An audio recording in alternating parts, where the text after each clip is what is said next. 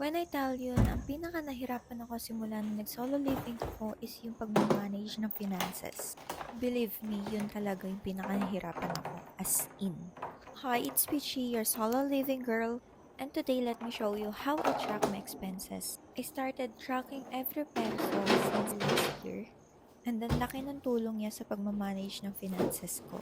Kasi nakikita ko kung saan ba ako malakas gumastos. Malaking tulong din to sa pag-set ng priorities kung ano ba yung dapat kong mas gastusan at i-lessen yung gastos based sa lifestyle ko.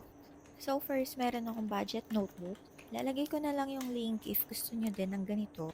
Isinusulat ko na kung magkano ba yung budget ko sa utility, sa groceries, sa pag-dine out, gas, sa mga hobby ko, and sa mga subscriptions ko. If may expected akong delivery ng parcel, inilalagay ko din dyan.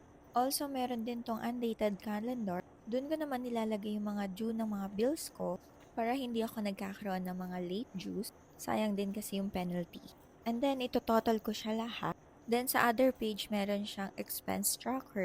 Doon ko nilalagay lahat ng daily expenses ko. Then, at the end of the month, i-check ko kung magkano ba yung naging actual expenses sa every category. And then, ito total ko siya. That way, makikita ko kung lumagpas ba ako sa budget o hindi.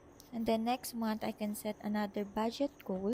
Lalesenan ko yung mga hindi ko priority and magdadagdag ako dun sa mga priorities ko.